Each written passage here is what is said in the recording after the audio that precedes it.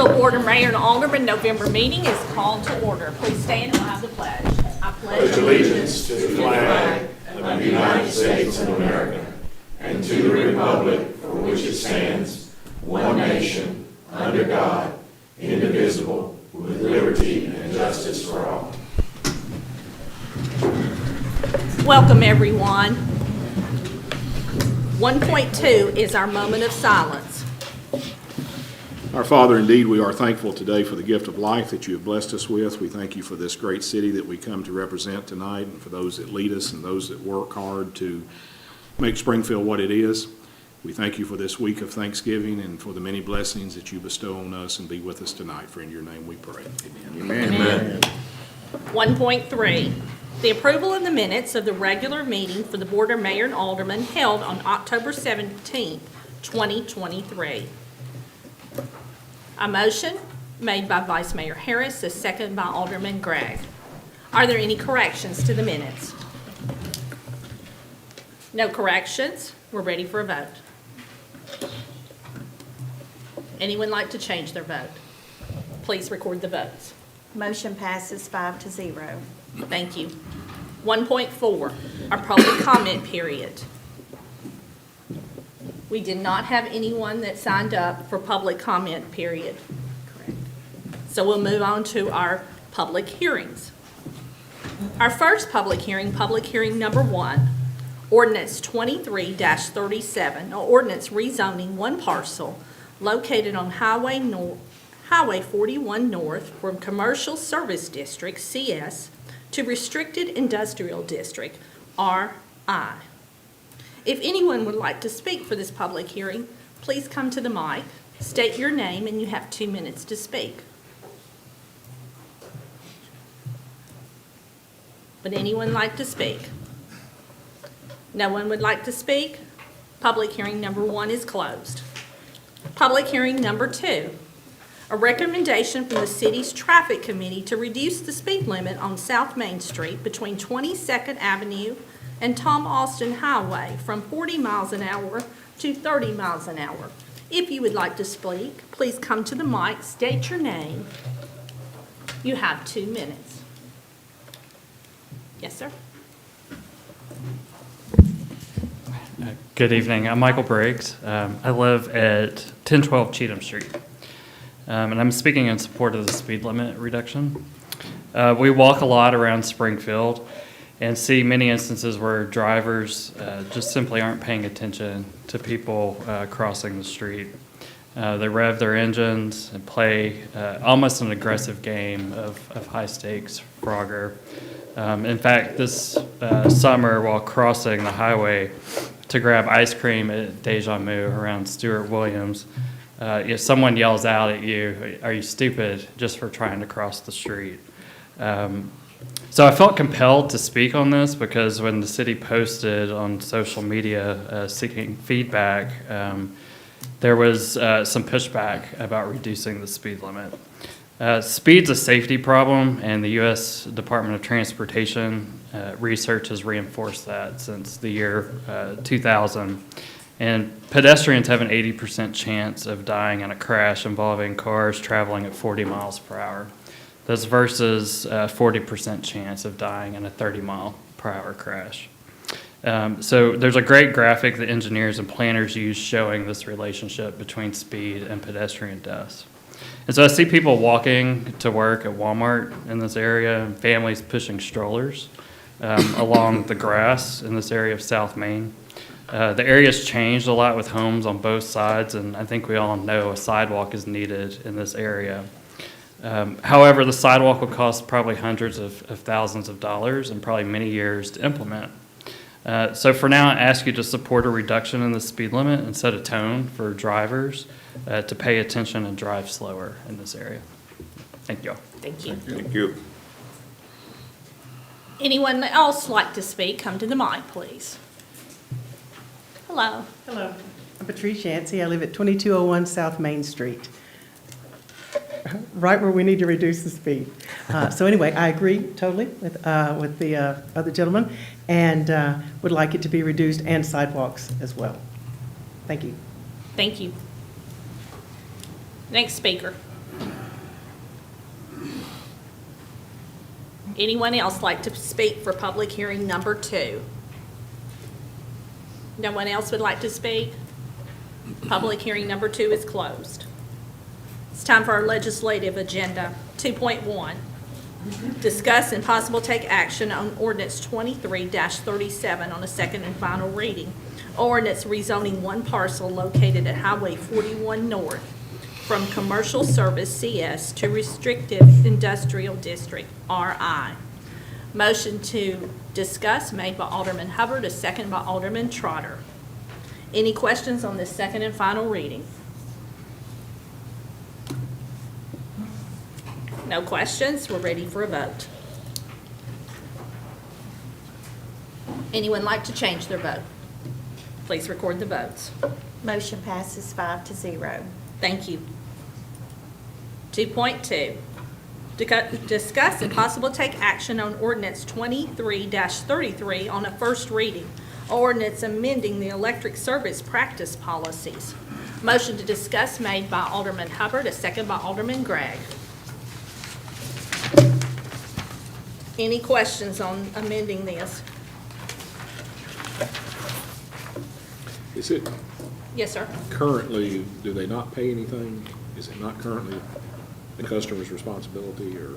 They do. This is designed to close the loophole and the gap that exists where, and basically, if you look at the way policy's worded, we're transferring ownership of the pole to the customer. Okay. Because wherever that pole is set, we've had issues apparently, obviously, and more frequently with our recent storms, where we've had to go and we're kind of repairing and spending a lot of time repairing one equipment because the city has always retained ownership of those poles for mobile homes, which is unlike what we do in other situations. So What does we're a pole transferring.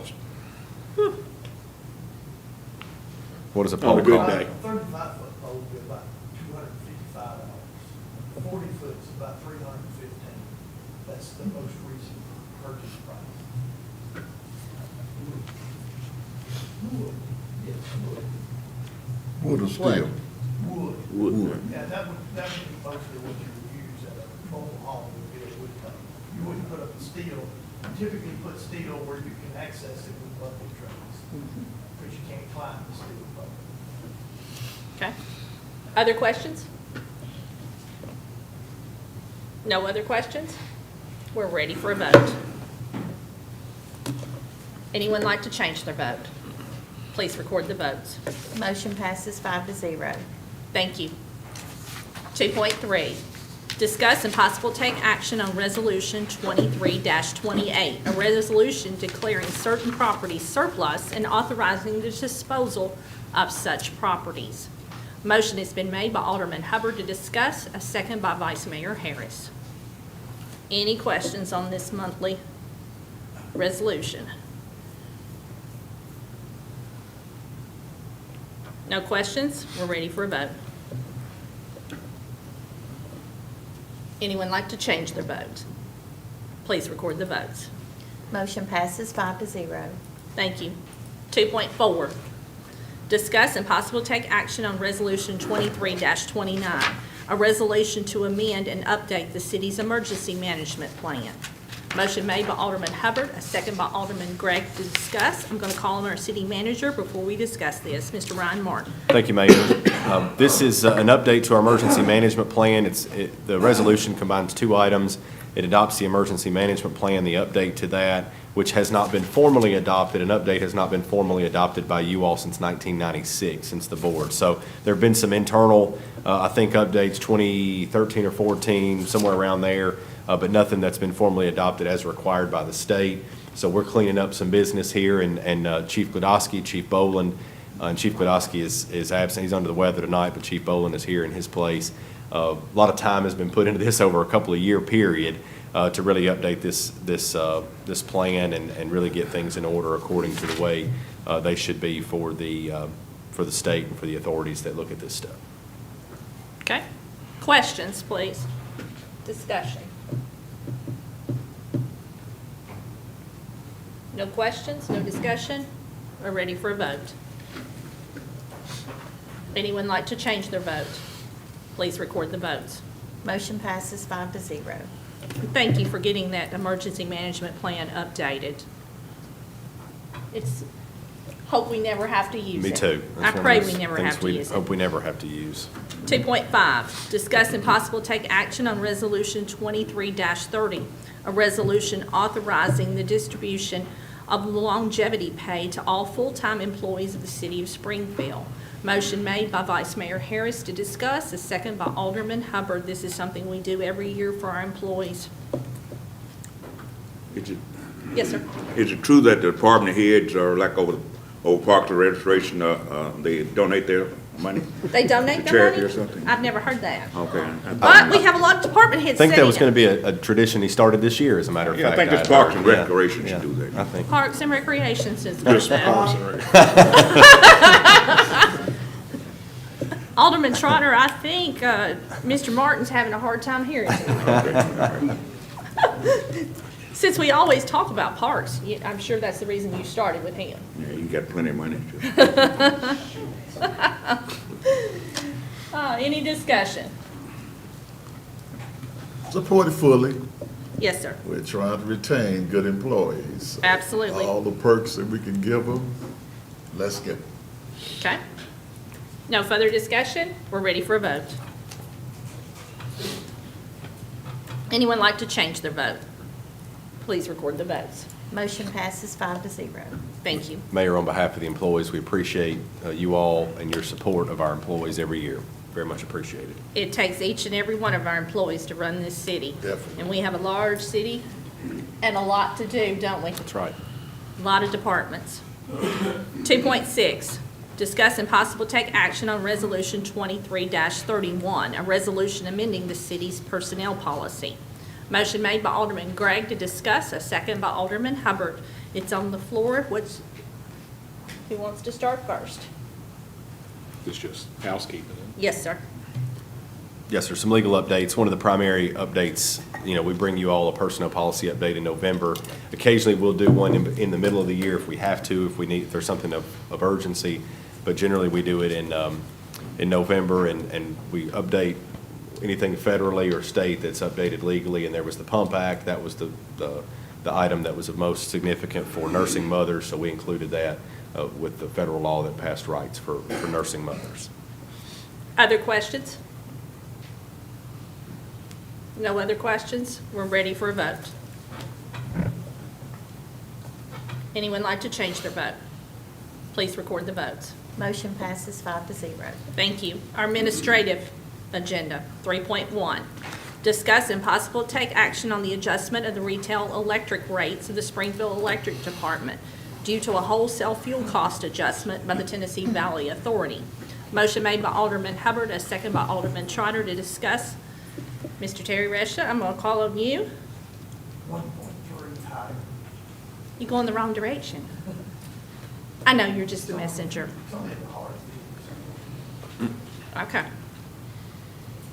Any discussion? No discussion, we're ready for a vote. Anyone like to change their vote? Please record the votes. Motion passes 5-0. 3.2, discuss and possible take action on the adjustments in the monthly gas rates of the Springfield Gas Department. Motion made by Alderman Hubbard, a second by Alderman Trotter to discuss. Mr. Greg Riddle, you're not going in the direction of your friend, are you? We're going down slight, purchase gas adjustments down 0.5%. Good. This is the direction we, would prefer next month. Any questions? No questions? We're ready for a vote. Anyone like to change their vote? Please record the votes. Motion passes 5-0. Thank you. And to the audience, I like to pick on these two gentlemen, but they don't set the rates. Just want you to know that for the audience that's not here on a normal basis. These gentlemen get picked on every month by me, and they're just the messengers. 3.3, discuss and possible take action on the professional services agreement from the engineering services for the gas capital improvement projects in the amount of $139,000 with Hussa Gray Bell LLC of Nashville, Tennessee. Motion made by Alderman Gregg, a second by Alderman Hubbard to discuss. Any questions on this agreement? for engineering services. No questions? We're ready for a vote. Anyone like to change their vote? Please record the votes. Motion passes 5-0. Thank you. 3.4, discuss and possible take action on ratifying an emergency repair of a knuckle boom truck for the Public Works Department in the amount of $31,055.45. Motion made by Alderman Hubbard, a second by Vice Mayor Harris to discuss this emergency repair. Yes, sir. Is it being repaired or is it already repaired? It's already Yeah. repaired. We had no trucks available at the time, we had to get it Okay, so this was on the newest or oldest? fixed. The oldest. So you running what, 3 now? One on. How many you running right now, 3? Well, got another one down right now, so we're running with two. Okay. And tomorrow, we're really busy for the holidays. Oh. Every one of those will be on the charge tomorrow. Okay, appreciate that. Any other questions? No other questions? We're ready for a vote. Anyone like to change their vote? Please record the votes. Motion passes 5-0. Thank you.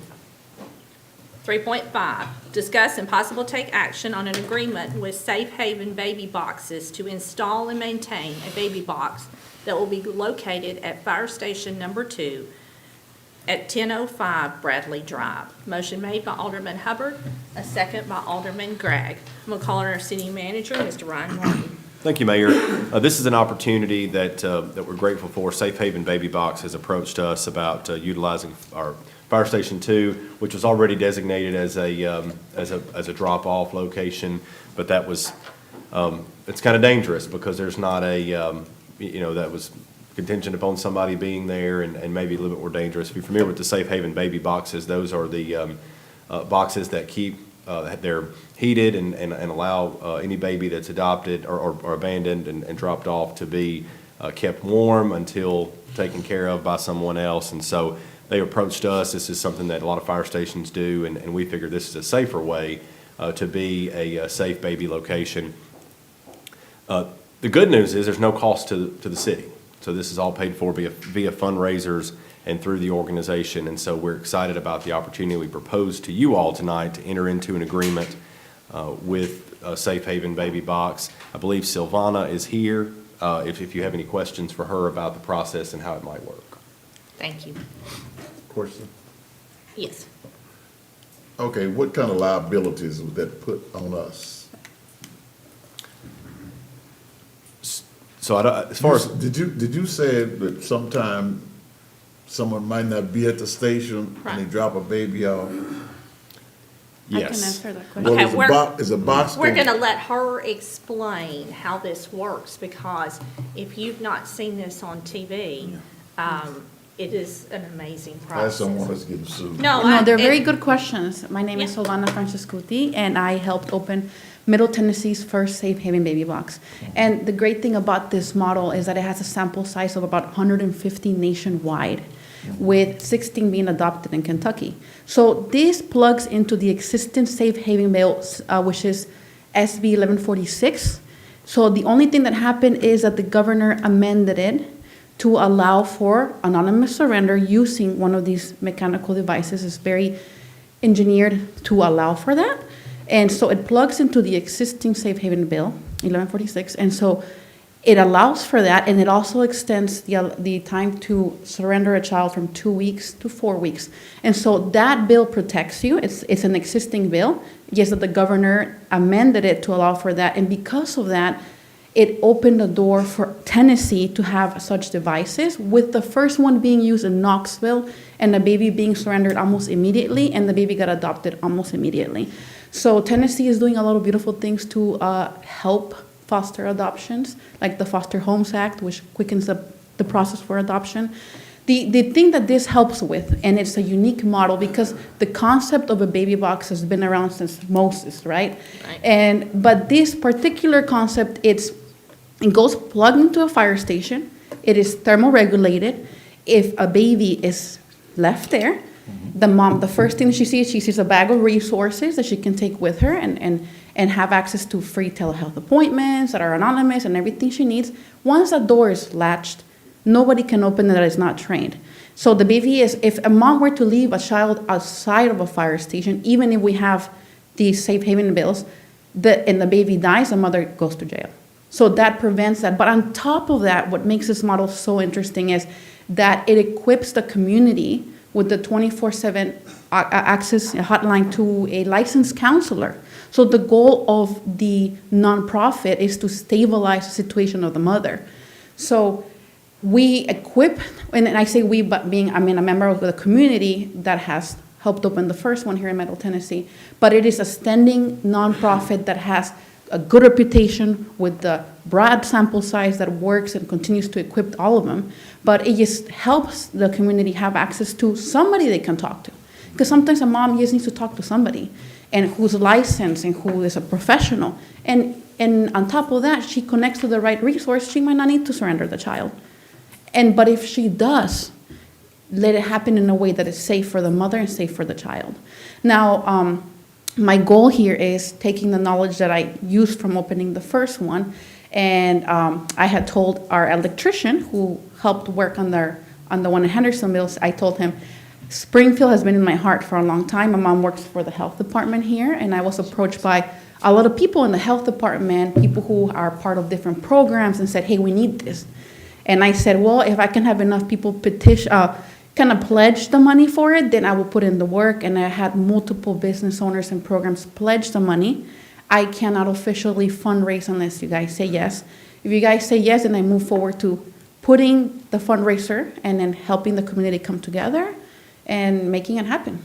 If anybody have any questions, please let me know. Other questions while she's at the podium? But if a baby's placed in there, Yes. there's some type of alarm or an alert that goes off. There's 3. To So let you know. they're all silent alarms. The first one is when the doors open. The second one is when the device senses there is a wait. And then the other one says like a backup to all of them. So the firefighters will know that somebody has opened the box and left something there. So the fire department is. Yes, doing that. and who, in this case, it would be the fire department, but they're the ones who are trained to, yes, handle.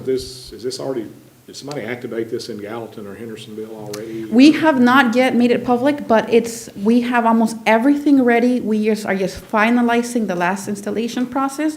Then we will fly in the right person to train our fire department, and then we're gonna have a media release date after that, but it is installed. The closest to us that's actually been used is Knoxville. Correct, it's the first one in the state. Any other questions? I just want to say thank you for choosing Springfield. I love this city. I know I'm not part of it, but it's some of the kindest people that I've met. And I don't know, it opened my heart. You guys are doing so much for your community, and this is so inspiring, so I Thank you. appreciate it. Thank you for Thank you. answering my concern. No Thank problem, you. it's a good question. Thank you, have a good night. Other questions and discussion before we get ready to vote? No other discussion, we're ready for a vote. Anyone like to change their vote? Please record the votes. Motion passes 5-0. Thank you. 3.6, discuss and possible take action on an agreement with the Fifth Avenue Uniting Church, formerly the First Presbyterian Church, for sharing parking. Motion made by Vice Mayor Harris, a second by Alderman Hubbard. Any questions? I know we've done this in the past. This is something we've talked about. We use this parking lot a lot. No questions? No questions. No questions? We're ready for a vote. Anyone like to change their vote? Please record the votes. Motion passes 5-0. Thank you. 3.7, discuss and possible take action on the potential offer to acquire land for the future fire station. Motion made by Alderman Trotter, a second by Alderman Gregg to discuss this offer. I'm going to call on our city manager, Mr. Ryan Martin. Thank you, Mayor. This is what we've been talking about for quite some time. We finally have an offer before you, a proposed offer to, if you all formally approve, offering the terms of this arrangement tonight to Mr. Batson, then we would offered that to him to purchase land approximately a little over 5 acres for $360,000 on Batson Parkway for Fire Station 3. The fire department's looked at this and believe that this is fits within the range, and they've measured the response times in the way that the city is growing and believes this is a great location. And we do too. It's closer to Tom Austin Highway than some of the property that we were originally looking at down Batson Parkway. It is also readily serviceable from Batson Parkway. There would be no roadway that we would have to build to it, or water lines or any other infrastructure we would have to carry off-site to the property. So if you have any questions, the only thing I would draw your attention to is on section 6 on page 3 of the document, as well as section 13 on page 8, there are loads of contingencies where we're not looking just to get into the property ownership business, we're looking to build a fire station. So if we have a period, an inspection period, and the contingencies that are built in, if we can't build a fire station on this property, be it for a geotechnical reason, be it because the bid comes in twice what we had a fire station budgeted, then the deal falls apart and we don't go through with the purchase of the land. Also, we are working, as you know, with our Industrial Development Board, the Springfield IDB, to work an arrangement on a partnership in order to achieve the fire station that way as well. So those talks are taking place, and we have a meeting with them coming up in December. If you have any questions, we'll be glad to answer them. I'm going to start with Vice Mayor Harris.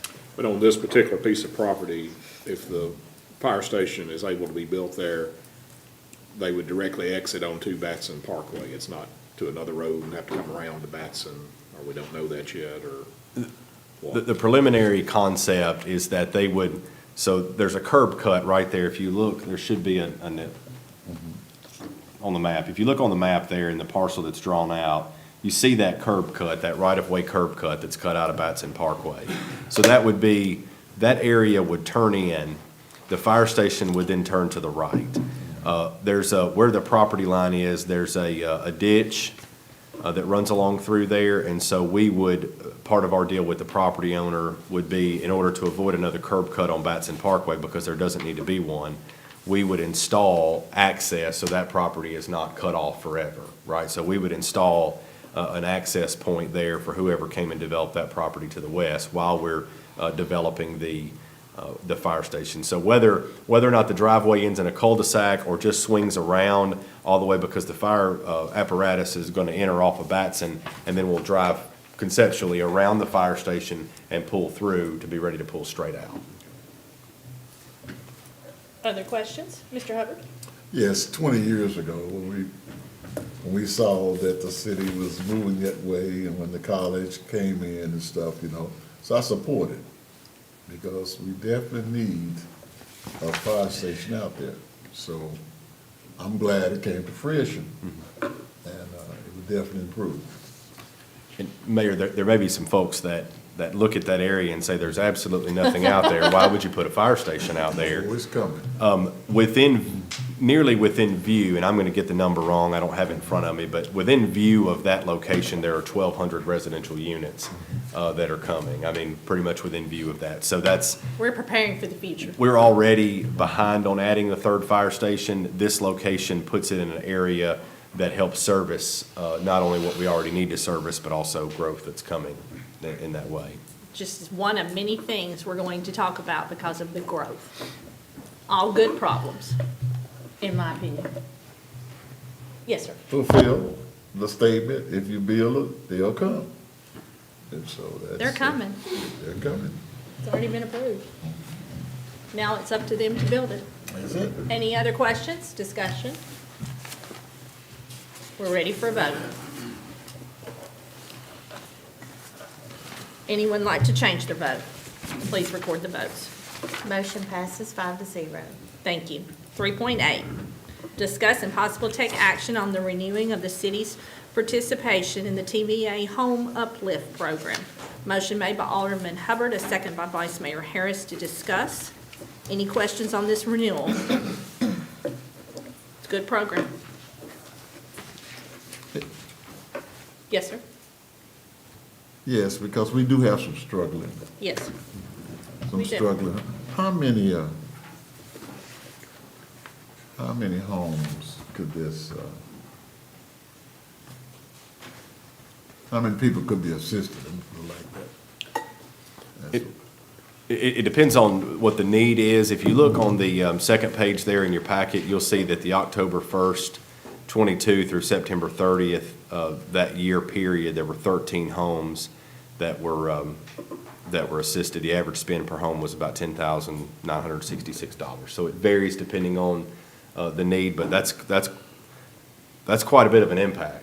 I mean, and we appreciate TVA being willing to come alongside with that program and funding, helping fund that for us. True, because, you know, we have people who are still in that $35,000 and $40,000 total income, and they can't afford to upgrade their houses, so I go along with 110%. Okay. Other discussion? Where will people apply for that, here at City Hall? They apply through the electric department. Through electric Yeah, department? through our electric, they don't have to go through TVA, they apply locally with us. Any other discussion? Comment. Yes, sir. Is that unit, that TVA unit, program still going? The heat pump, yeah, there's Heat several pump. heat pumps. It's still going? Yes. Good, good. This is not directly at the heat pump. It will do heat pumps. It will do It heat does insulation and other Okay. things too. Other discussion? No other discussion? We're ready for a vote. Anyone like to change their vote? Please record the votes. Motion passes 5-0. Thank you. 3.9, discuss and possible take action on a contract for a mural to be installed along the Greenway. Motion made by Alderman Hubbard. Do we have a second? Second by Vice Mayor Harris. Any questions on this? I'm glad to see that. Yes, sir. Since I kind of live out there, right, Mr. Martin?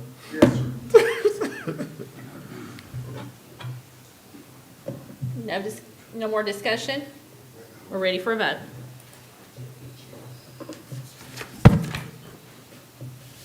Anyone like to change their vote? Please record the votes. Motion passes 5-0. Thank you. 3.10, discuss and possible take action on renewing the city's retail recruitment contract with the retail coach. Motion made by Alderman Gregg, second by Alderman Hubbard. We have tonight Kyle Crawford with the retail coach. I'm going to ask him to come to the mic and speak to us about what's going on. Perfect. Well, Mayor, Council, thank y'all for having me. I know I'm a new face up here. I took over this project probably about 7 months ago for Austin Farmer. My name is Kyle Cofer. I've been with the retail coach for probably about 7 years now, right at it. For those of you that don't know, we are a retail recruitment firm hired by municipalities directly to help recruit and facilitate new retail and restaurant growth. So I was told to keep it pretty quick today, but what I'm going to do is I'm going to hit the high points. So at the retail coach, we're judged based on production, bringing in retailers and restaurants. So tonight I'm going to hit on kind of two major things. What we've done kind of in the past year, and then kind of since we've been working with y'all since 2019, so kind of hitting the high points. So this past year we had the opportunity to represent Springfield at 3 separate retail real estate conferences across the country. So ICSC Las Vegas, so International Council of Shopping Centers is in Las Vegas, is the largest retail real estate show in the world. It's really good for us to go and to represent our clients there. Really everybody in the business is under one roof, whether that's brokers, developers, corporate contacts. So what we do is we go out there and we set up meetings with concepts that are a fit for your market. So we're not just going out and recruiting and trying to fill a lease space with, a regular concept. We want to go after concepts and targets that are a fit for this market specifically. So out at that show, I had the opportunity to sit down with a local developer, property owner in town, run through some things, kind of go through some of the work that we've been doing and he's been doing, and he and I have continued to work very closely together.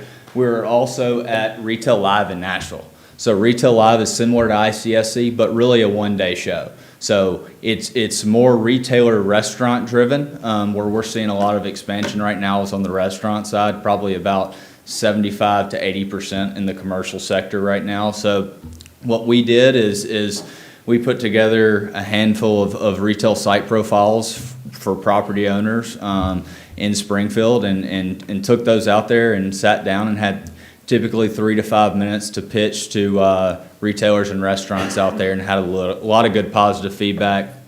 And then ICSC Southeast. So that was our most recent show, and very similar to ICSC Las Vegas, but it's just a little bit more tailored, more regional. So a lot of contacts were made out there as well. So I talked a little bit about some of the sites that we marketed out there. These are 3. So I was able to meet with a few local individuals that were at the Retail Live show in Nashville. We kind of went back, formalized some more marketing materials for them, and this is kind of the information that we send out to retailers and restaurants. So when we're going out and recruiting, our main goal is to make the decision maker's job as easy as possible on him and as seamless as possible. So when we're putting together marketing materials, we want to know how many square feet's available. They're going to want to know some data. Everything is data-driven these days. Market has to check off 8 or 10 of their boxes for them to be considered. So this is kind of what a few of those marketing materials look like that we have compiled there. And then kind of on to retail recruitment. So really the meat and potatoes of what we do. So we first started working here in 2019. Austin Farmer and our entire team. And so what I did is I went back and looked at all the conversations we've had from then to now. And we first started talking to Chick-fil-A in 2019, and they recently opened the doors. We also have had 5 other concepts on our original match list that we have been having conversations with over that time period that have LOIs in place to open in Springfield in the next year. So more that we can announce coming up. But it just goes to show you that this is not an overnight process with retail recruitment. It's my least favorite part of the job. It takes time with formalizing sites, having the sites the right size, checking off their boxes with traffic counts, things like that. So it's a long-term process, but hopefully next time if we continue to be able to work with y'all, I can say, outside of Chick-fil-A, here are 5 other concepts that are right on the verge, but they do have letters of intents in place to locate here. And then kind of going into the restaurant and retailer recruitment. So fast casual restaurants. So I've got to be kind of vague with not mentioning names just out of request for some of the concepts that we talk to. So fast casual is kind of where we see most of the expansion right now. So I'm going to go through a few of those right now. We've been talking to a sandwich user that kind of falls into that category. We had a meeting with them at ICSC Southeast in Atlanta. They love what they see here. We talked about some specific sites. They typically need about 1,400 to 1,600 square feet. They can be a little bit flexible, a little less, a little more, but they do not have a franchisee in place. We worked with their local broker, the shopping center group, and last we heard is they were having conversations with an individual that they think is going to become the franchisee for this territory. So that's kind of how things work on the franchise side. These concepts don't want somebody to open one location. They want them to have a territory where they have 4 or 5 locations because that just makes things easier on these national brands. We're also working with a national Mexican taco concept. I'll tell you, this isn't your typical Mexican food restaurant. It has outdoor seating, has a bar area as well. This concept falls under the umbrella of a very well-known restaurant group that has locations all over the country. I had a call with their director of retail real estate to kind of run through some things. I told him some new markets we were working in, and I'd kind of switched territories a little bit. And he said, well, I've got a franchisee that's moving from California to Nashville, and he wants to start having some conversations. So I've been on some calls with that specific franchisee. We've actually put him in touch with some brokers that are going to be doing some tenant rep for him. Brokers are out in Nashville, so we've been having some really good conversations. He wants to locate outside of Nashville first, which is a little bit different than most of these concepts. So that's really good. He really likes what he sees with Springfield and the data, thinks he can be successful. We're also working with another national burger concept that has approved the market. They just kind of tend to work a little bit slower than some, so we're continuing to stay in front of them, letting them know any additional sites that become available. They're one that typically like to go in existing space, so infill lease space. They don't do ground up development, so we kind of have to cater what works for these specific concepts. And then we're also working with another Mexican food concept. This is a concept that was kind of similar to Chick-fil-A years ago, that only looked at kind of larger markets, and have since then shifted their strategy and said, hey, we can be a little more flexible in this and open in some smaller markets. So we've been having some conversations with those guys. That change in population threshold and retail trade area threshold opened y'all up to be a fit. So having some conversations with them. And then also sit-down restaurants. So when I made my first visit a few months ago, it's apparent that national sit-down restaurants are a major void here, a major gap that we need to focus on. I will tell you this right now, we're working with two concepts that are very interested. One of those is a sports bar that also falls under a very well-known umbrella of a national restaurant group. And then we're also working with a brunch concept as well. That's a void here as well. There aren't any brunch spots that I'm aware of on the national side. So working with those guys as well, they're going to look for existing space, typically in that 2,200 square foot range. They will also serve alcohol and things, and have cater to something that's a little bit different, not currently in the market. We're also working with a national sit-down Italian concept as well. And then we're also working with a big box arts and crafts retailer. They needed about 50,000 square feet. They were interested. They did a site tour probably about 6-7 months ago. We've continued to have some conversations with them, but they're one of those that, hey, if we're going to get them to the market, we got to have that space. We got to have that 50,000 square foot space to them.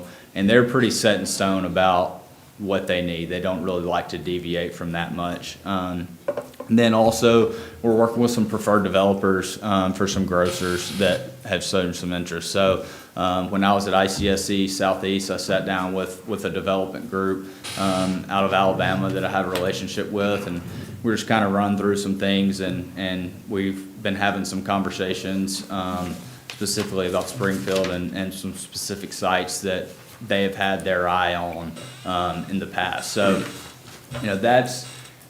that's kind of what I've got. I wanted to hit the high points. We've recruited and gone after probably about 40 concepts over the years. The level of interest varies, but for this update here, I really wanted to hit the high points. If we get a chance to work with y'all again for an additional year, we'll do more site focus, 2024 data updates, an updated match list. We've always got to stay up to date with who's expanding in specific areas. Continue work with property owners, conference representation, and then continued retail recruitment. So if we have a chance to work with y'all, I'd love to come back this time next year and say, we've got these 3 or 4 in line to build on what we've already done. So I'm happy to answer any questions. We'll be calling before then to see if we renew this. I'm going to call on our city manager, Mr. Ryan Martin. Thank you, Mayor. I just want to add to what Kyle said here, and so he mentioned some folks that we've had conversations with that have done site visits, including an arts and crafts big box retailer.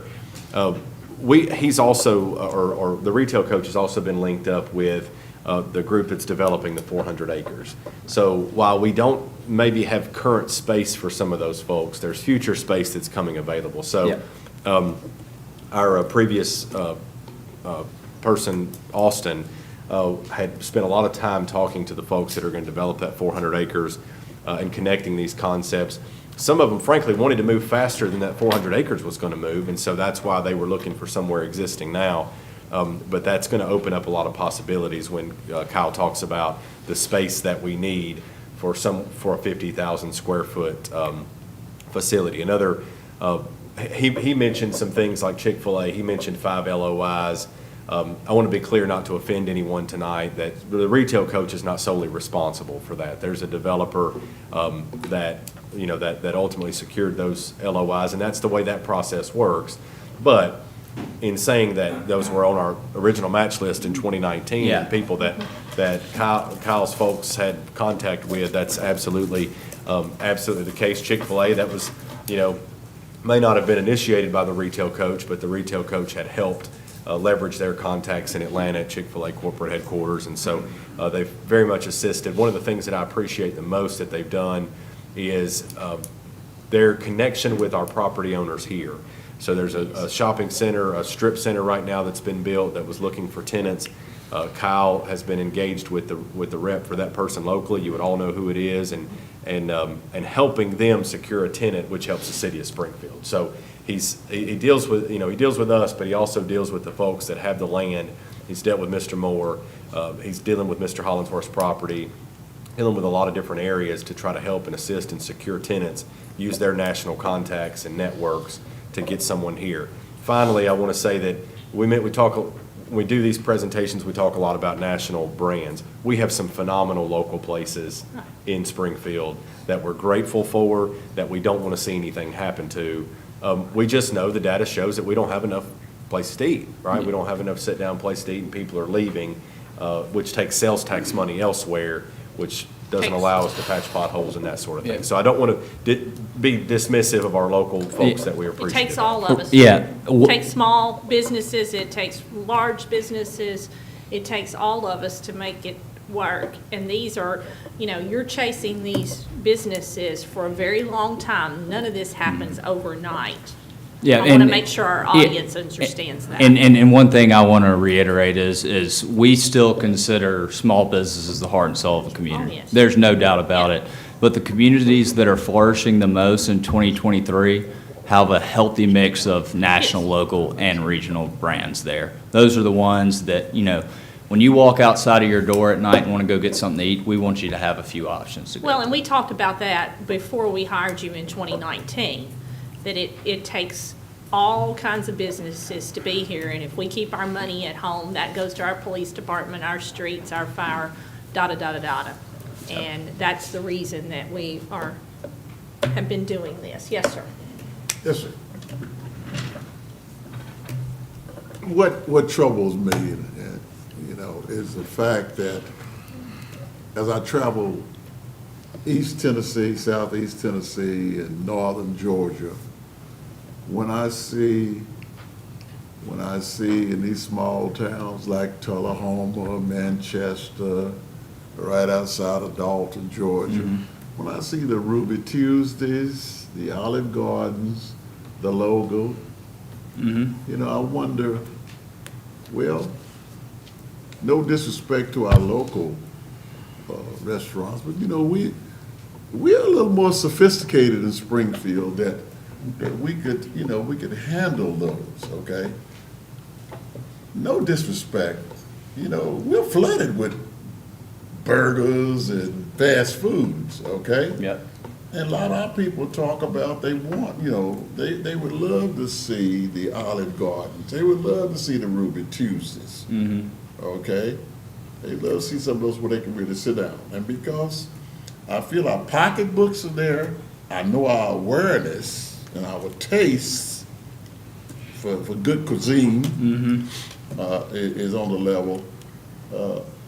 Do you see anything like that coming? I mean, you mentioned a lot of, and I'm not going to bash on the Latino or the Mexican food concept, but we are pretty saturated with great, you understand me, Mexicans and some other Latin restaurants, okay? Yeah.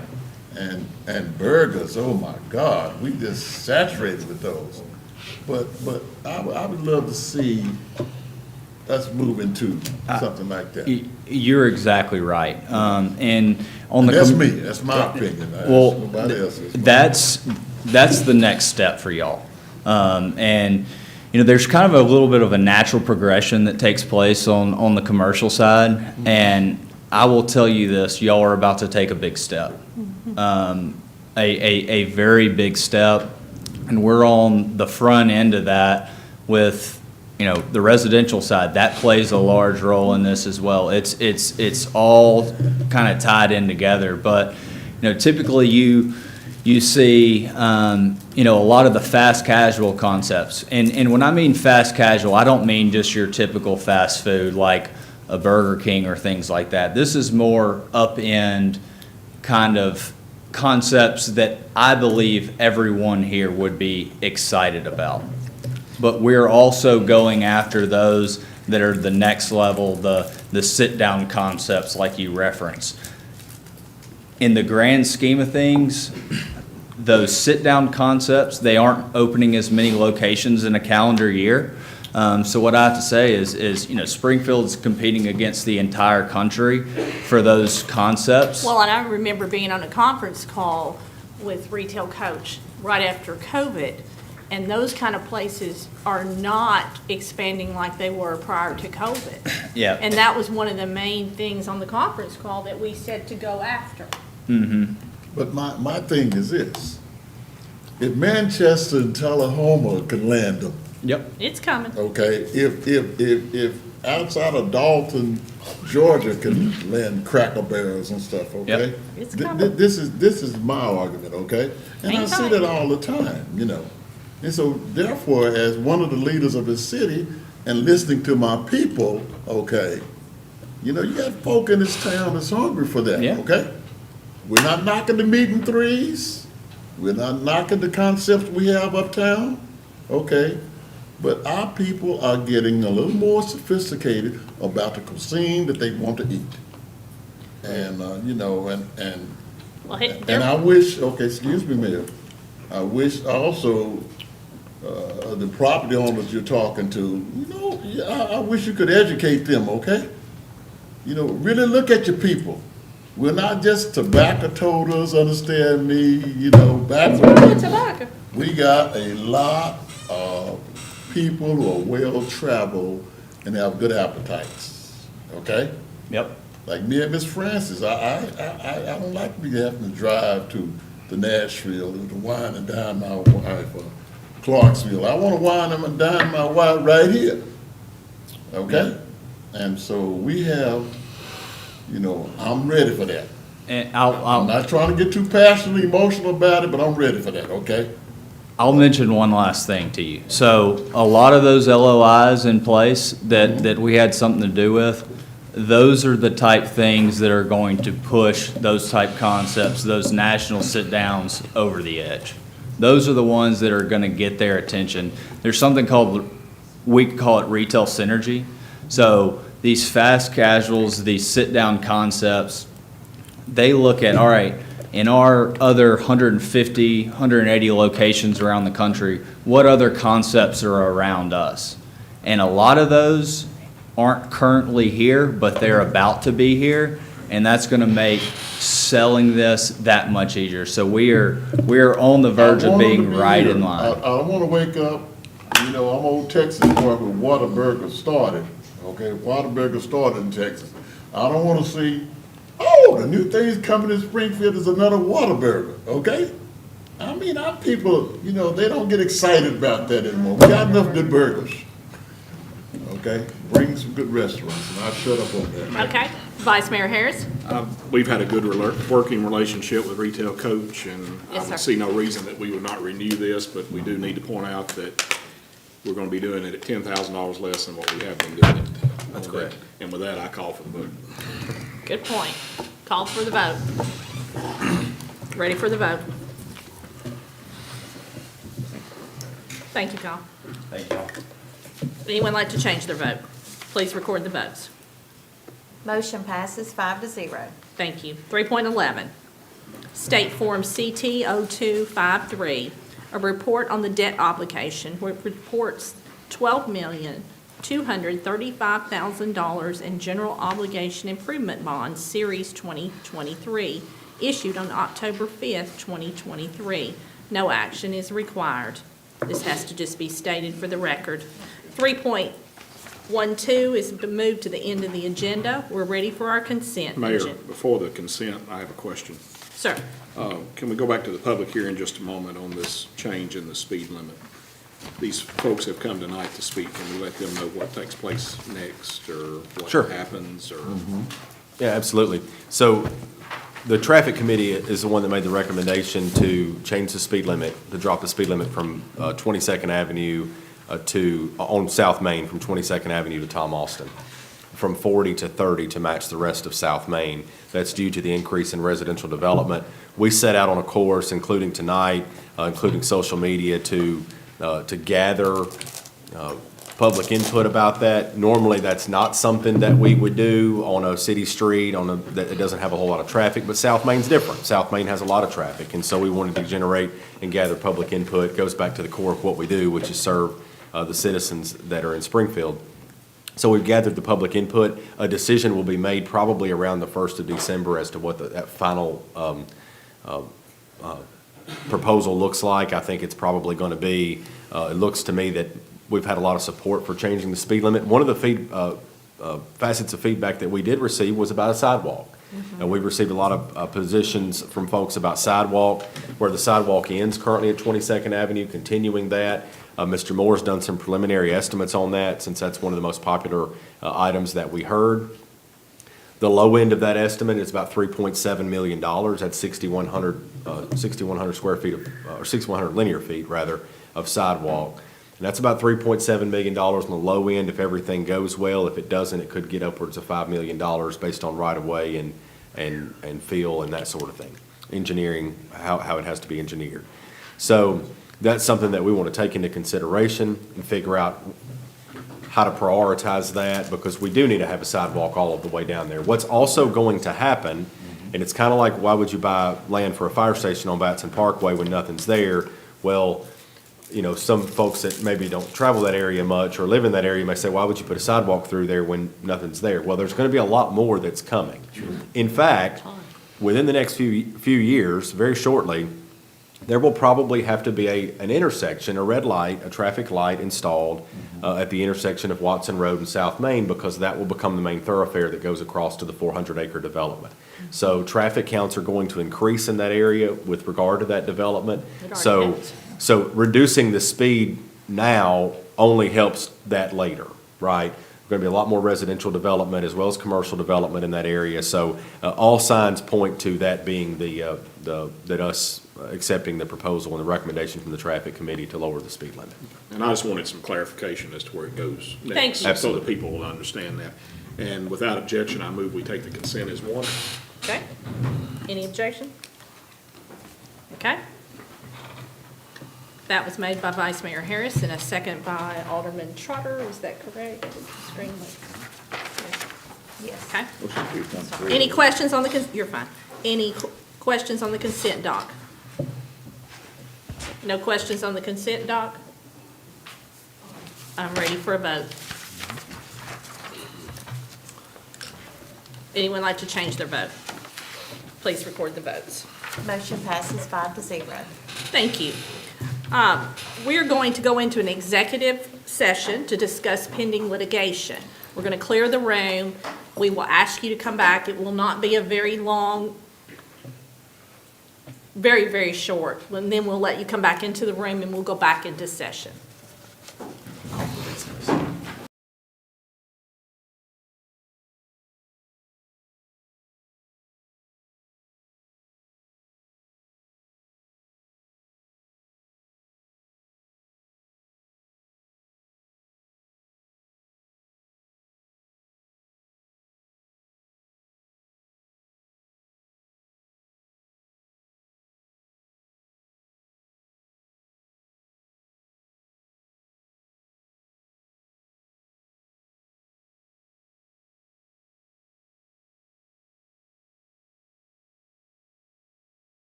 aerial picture.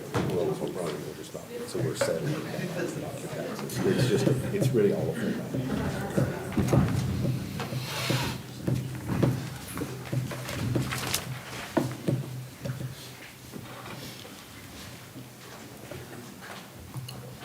I wonder what that big arts and crafts could be. Our meeting is back in order. 3.12, discuss and possible take action on the property litigation involving 1015 Bradley Drive. We have a motion by Alderman Gregg, a second by Alderman Hubbard to discuss. Any questions?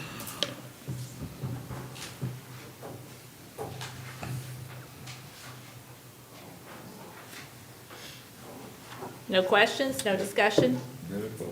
Okay, we're ready for a vote to take the action. Anyone like to change their vote? Please record the votes. Motion passes 5-0. Thank you. And we'll call on our city manager for our city report, Mr. Ryan Martin. Thank you, Mayor. We covered the speed limit. Thank you, Vice Mayor Harris, for us clarifying that earlier. Batson Parkway is on schedule. You may have noticed that you've seen the shape. It begins to look like the shape of a road, and so there's the median that's been installed out there. The preliminary stages of that project is still on schedule to be completed in the summer of 2024. Our Public Works Department collected 121.5 tons of junk in October. Despite battling truck issues, and we do have one brand-new truck that's working well, the other two not so much. And so we've battled that, but our folks worked tirelessly to make sure that they covered the routes and keep the junk picked up. That's a service that we provide to our citizens in April and October. In addition to sanitation pickup, all sanitation customers, that service is included with your rate. Do want to remind you that you will be proposed a rate increase next month for our electric rates, and that is not a kilowatt hour rate. That's not a change in the kilowatt hour rate. That's just a change in our fixed part, which is the customer charge. I believe it's about $3 static, so it's $3 to each home. We'll provide you with the information to show you that comparison. It's $3 on our customer charge, which ups it to, I think, $15 and change maybe. I think we're currently at $12 compared to some other folks that are $30 or $40 for their customer charge. So we still have one of the lowest customer charges in the region, and we all know that costs have gone up. TVA also recently ended some credits that affect that. Sales tax is looking good. This is without the Chick-fil-A numbers. We will not receive Chick-fil-A. Chick-fil-A will not be part of our sales tax numbers until until January, because they open in November. So as you know, sales tax reporting is 2 months behind. So our sales tax is continuing to meet budgetary expectations. Our local option sales tax is running about $200,000 ahead of where we budgeted it. So economically speaking, things are looking good. I want to invite you to our Customer Appreciation Day. We'll have a special guest from the North Pole here. That's December the 15th. Santa Claus will be here from 2 to 4. Customer Appreciation Day lasts all day long. It's here at City Hall. And I would like to invite you all, the board members, to our Employee Appreciation Breakfast and Years of Service Awards. That'll take place on Thursday morning, December the 21st at 7 o'clock at the center again. We had a great event last year. We appreciate you all coming. What was that date? The 21st, December 21st at 7 o'clock at the center. That'll be catered again by Larry's Restaurant. And so we're excited to recognize our employees again and with our Years of Service. Well, I think you've kind of missed something. We're having a Christmas parade. I didn't scroll down far enough, but yes, that is correct. You can tell them about the parade, Mayor. I'd like to tell them about, not next Saturday, but the Saturday after, is. which is December 2nd. I'm looking over here at Mr. Martin. It was on the next page. I don't have my glasses, so No. I didn't put those on, but it's 6 p.m. We need floats. We need people standing on the side of the street.